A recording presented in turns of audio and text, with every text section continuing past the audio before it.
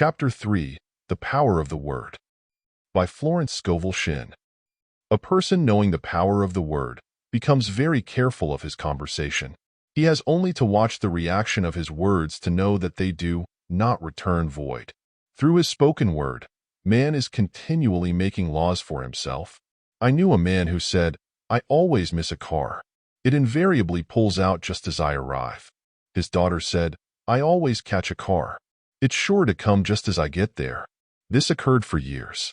Each had made a separate law for himself, one of failure, one of success.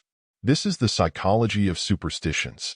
The horseshoe or rabbit's foot contains no power, but man's spoken word and belief that it will bring good luck creates expectancy in the subconscious mind and attracts a lucky situation. I find, however, this will not work when man has advanced spiritually and knows a higher law. One cannot turn back and must put away graven images. For example, 2 men in my class had had great success in business for several months when suddenly everything went a smash. We tried to analyze the situation, and I found, instead of making their affirmations and looking to God for success and prosperity, they had each bought a lucky monkey. I said, "Oh, I see. You have been trusting in the lucky monkeys instead of God. Put away the lucky monkeys and call on the law of forgiveness, for man has power to forgive or neutralize his mistakes." They decided to throw the lucky monkeys down a coal hole, and all went well again.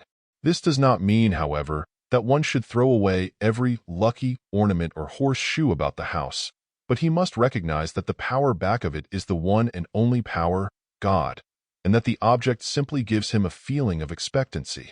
I was with a friend, one day, who was in deep despair. In crossing the street, she picked up a horseshoe.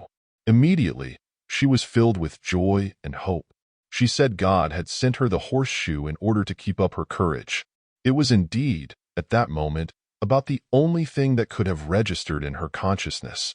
Her hope became faith, and she ultimately made a wonderful demonstration. I wish to make the point clear that the men previously mentioned were depending on the monkeys alone, while this woman recognized the power back of the horseshoe. I know, in my own case, it took a long while to get out of a belief that a certain thing brought disappointment. If the thing happened, disappointment invariably followed. I found the only way I could make a change in the subconscious was by asserting there are not two powers, there is only one power, God. Therefore, there are not disappointments, and this thing means a happy surprise. I noticed a change at once, and happy surprises commenced coming my way. I have a friend who said nothing could induce her to walk under a ladder. I said, "If you are afraid, you are giving in to a belief in two powers, good and evil, instead of one. As God is absolute, there can be no opposing power, unless man makes the false of evil for himself. To show you believe in only one power, God, and that there is no power or reality in evil, walk under the next ladder you see." Soon after, she went to her bank. She wished to open her box in the safe deposit vault, and there stood a ladder on her pathway. It was impossible to reach the box without passing under the ladder. She quailed with fear and turned back. She could not face the lion on her pathway. However, when she reached the street, my words rang in her ears, and she decided to return and walk under it. It was a big moment in her life, for ladders had held her in bondage for years. She retraced her steps to the vault, and the ladder was no longer there. This so often happens. If one is willing to do a thing he is afraid to do, he does not have to. It is the law of non-resistance, which is so little understood. Someone has said that courage contains genius and magic. Face a situation fearlessly, and there is no situation to face. It falls away of its own weight. The explanation is that fear attracted the ladder on the woman's pathway, and fearlessness removed it. Thus the invisible forces are ever working for man who is always pulling the strings himself, though he does not know it. Owing to the vibratory power of words, whatever man voices, he begins to attract. People who continually speak of disease invariably attract it. After man knows the truth, he cannot be too careful of his words. For example, I have a friend who often says on the phone, "Do come to see me and have an old-fashioned chat." This old-fashioned chat means an hour of about 500 to 1,000 destructive words, the principal topics being loss, lack, failure, and sickness? I reply, no, I thank you. I've had enough old-fashioned chats in my life. They are too expensive, but I will be glad to have a new, fashioned chat and talk about what we want, not what we don't want. There is an old saying that man only dares use his words for three purposes: to heal, bless, or prosper. What man says of others will be said of him, and what he wishes for another, he is wishing for himself. Curses, like chickens, come home to roost. If a man wishes someone bad luck, he is sure to attract bad luck himself. If he wishes to aid someone to success, he is wishing and aiding himself to success. The body may be renewed and transformed through the spoken word and clear vision, and disease be completely wiped out of the consciousness. The metaphysician knows that all disease has a mental correspondence, and in order to heal the body, one must first heal the soul. The soul is the subconscious mind, and it must be saved from wrong thinking. In the 23rd Psalm, we read, "He restores my soul." This means that the subconscious mind or soul must be restored with the right ideas, and the mystical marriage is the marriage of the soul and the spirit, or the subconscious and superconscious mind. They must be one. When the subconscious is flooded with the perfect ideas of the superconscious, God and man are one. I and the Father are one. That is, he is one with the realm of perfect ideas. He is the man made in God's likeness and image, imagination, and is given power and dominion over all created things, his mind, body, and affairs. It is safe to say that all sickness and unhappiness come from the violation of the law of love. A new commandment I give unto you, love one another. And in the game of life, love or goodwill takes every trick. For example, a woman I know had, for years, an appearance of a terrible skin disease. The doctors told her it was incurable, and she was in despair. She was on the stage, and she feared she would soon have to give up her profession, and she had no other means of support. She, however, procured a good engagement, and on the opening night, made a great hit. She received flattering notices from the critics, and was joyful and elated. The next day she received a notice of dismissal. A man in the cast had been jealous of her success and had caused her to be sent away. She felt hatred and resentment taking complete possession of her, and she cried out, "Oh God, don't let me hate that man."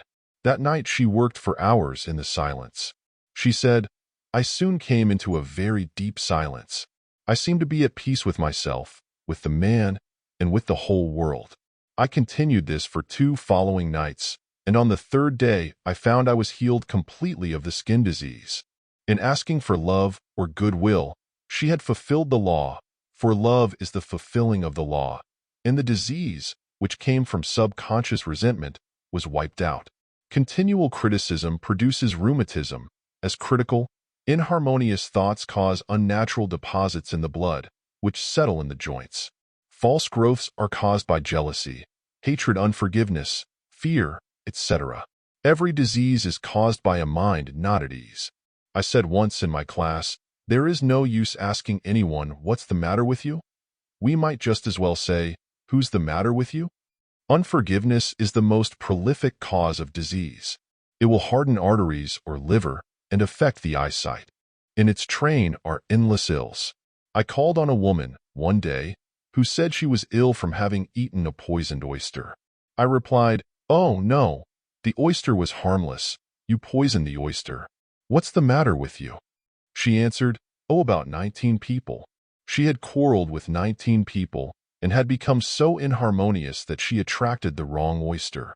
Any inharmony on the external indicates there is mental inharmony. As the within, so the without.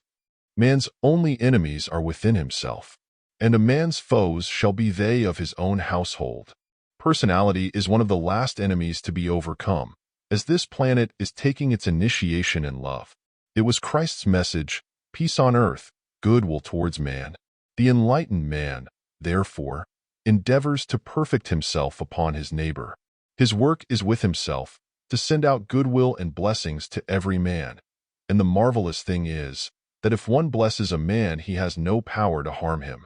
For example, a man came to me asking to treat for success in business.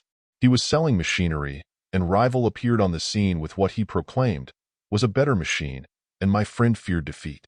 I said, "First of all, we must wipe out all fear and know that God protects your interest and that the divine idea must come out of the situation. That is, the right machine will be sold by the right man to the right man." And I added, "Don't hold one critical thought towards that man. Bless him all day and be willing not to sell your machine if it isn't the divine idea." So he went to the meeting, fearless and non-resistant, and blessing the other man. He said the outcome was very remarkable. The other man's machine refused to work, and he sold his without the slightest difficulty.